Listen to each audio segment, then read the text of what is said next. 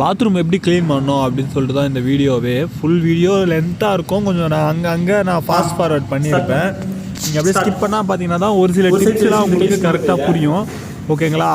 பார்த்தீங்களா ஃபஸ்ட்டு எப்படி இருக்குது அப்படின்னு சொல்லிட்டு? சரி இருங்க, ஃபஸ்ட்டு இந்த 2 டைல்ஸில் மட்டும் அதை அப்ளை பண்ணிவிட்டு பொறுமையாக நீங்களும் இப்படி தான் அப்ளை பண்ணணும் பொறுமையாக. மாஸ்க் என்ன மாதிரி இது வந்து சால்ட் கொஞ்சம் கம்மியாக இருக்கிறது. சால்ட் அதிகமாக இருக்கிறத நீங்கள் கொஞ்சமாக கூட தண்ணி சேர்க்கக்கூடாது. இது மாதிரி கம்மியாக இருந்துச்சுன்னா கொஞ்சம் தண்ணி சேர்த்துக்கலாம் நம்ம கெமிக்கலில்.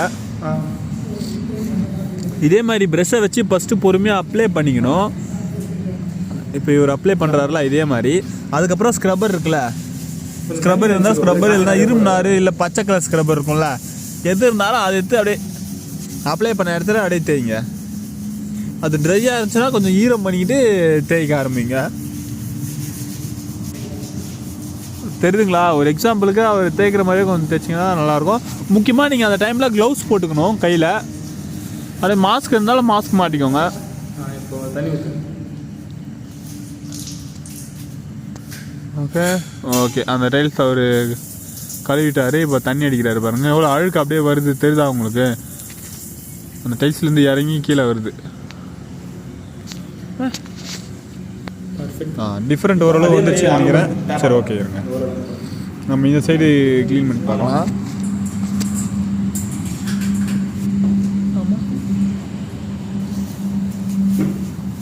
இப்போ முக்கியமான ஒரு டிப்ஸ் இருக்குது, இதில் நீங்கள் நல்லா நோட் பண்ணி அப்படியே கவனிங்க, ஸ்கிப் பண்ணாமல் இந்த இடத்த. ஃபஸ்ட்டு ஸ்டெயின் இருக்கிறதுல நம்ம கெமிக்கலை அப்ளை பண்ணிக்கணும். அப்ளை பண்ணி நீங்கள் போகலையா அந்த ஸ்டெயின் போகாது. ஆனால் நம்ம கெமிக்கல் யூஸ் பண்ணால் தான் இந்த ட்ரிக்கே ஒர்க் ஆகும். பட்டி பிளேட் எடுத்துக்கோங்க, எடுத்துக்கிட்டு நம்ம கெமிக்கல் அப்ளை பண்ண இடத்துல வச்சு சுரண்டுங்க. ஆனால் நீங்கள் நார்மலாக சுரண்டிங்கன்னா வரவே வராது. நம்ம கெமிக்கலை போட்டுக்கப்புறம் சுரண்டிங்கன்னா தான் கரெக்டாக இருக்கும். மீன்ஸ் கரெக்டாக அது நம்ம சுரண்டோன்னா வரும். இப்போ நான் சொல்லி காட்டுறேன் பாருங்க, தெரியுதுங்களா? அவ்வளோதான். எல்லா ஸ்டெயினுமே வந்துடும். இது மாதிரி ஒரு சில ஸ்டெயின் மட்டும் வராது, நம்ம கெமிக்கல் யூஸ் பண்ணால் கூட வராது.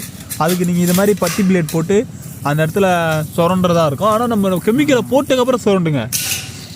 நீங்கள் சும்மாலாம் சுரண்டிங்கன்னா அங்கே வேலைக்கே ஆகாது. நீங்கள் நார்மலாக இது மாதிரி கெமிக்கல் யூஸ் பண்ணாமல் அந்த இடத்துல சுரண்டிங்கன்னா டைல்ஸு ஸ்க்ராட்சு டேமேஜ்லாம் ஆக நிறைய வாய்ப்பு இருக்குது.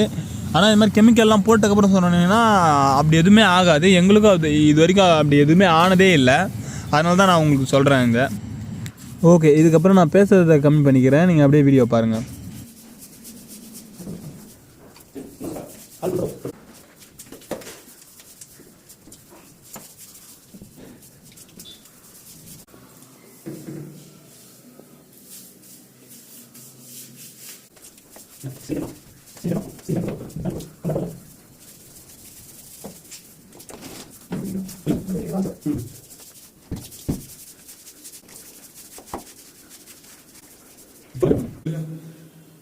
அந்த சைடில் அப்ளை பண்ணுங்க.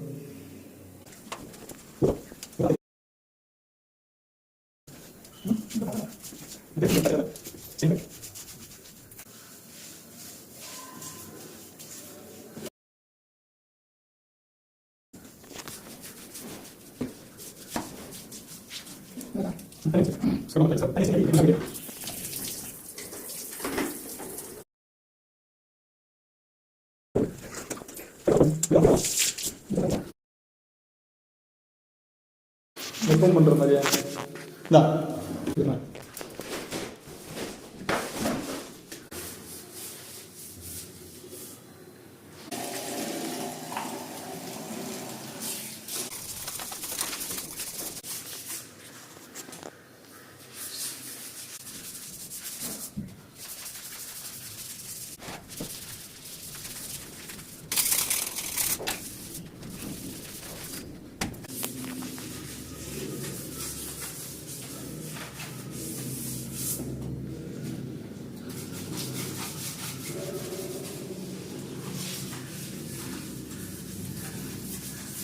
அங்கே பர்டிகுலர் போகணுமே எம்எஸ்சிட்டா?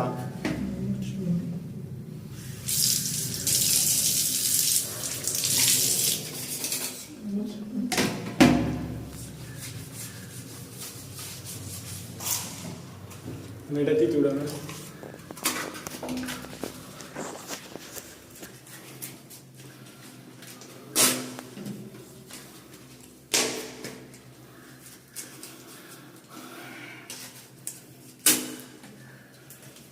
இந்த மாதிரி ஷீட் யூஸ் பண்ணும்போதும் நம்ம கெமிக்கல் யூஸ் பண்ணிவிட்டு அதுக்கப்புறமாக தான் இந்த ஷீட்டு, அதுவும் எங்கே அந்த ஸ்டெயின் இருக்கோ அங்கே மட்டும் தான் நீங்கள் யூஸ் பண்ணணும். மற்ற இடத்துலலாம் யூஸ் பண்ணிங்கன்னா கொஞ்சம் டைல்ஸ்லாம் டேமேஜ் ஆக வாய்ப்பு இருக்குது. இப்போ இவர் யூஸ் பண்ணுறாரு பார்த்தீங்களா, எங்கே ஸ்டெயின் இருக்கோ அங்கே மட்டும், அதுவும் கெமிக்கல் போட்டுட்டு அது நல்லா இதுவாகிட்டக்கப்புறமா தண்ணி ஊற்றிட்டு அதுக்கப்புறமா இது மாதிரி பண்ணுங்கள்.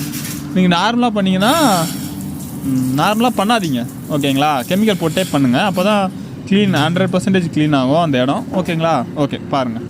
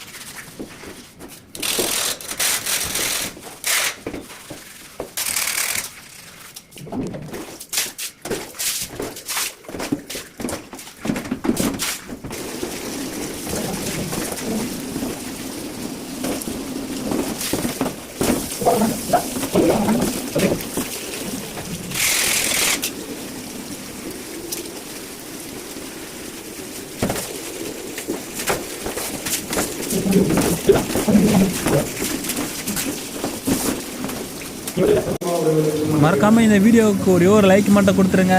ஓகே, டாடா, பை பாய்.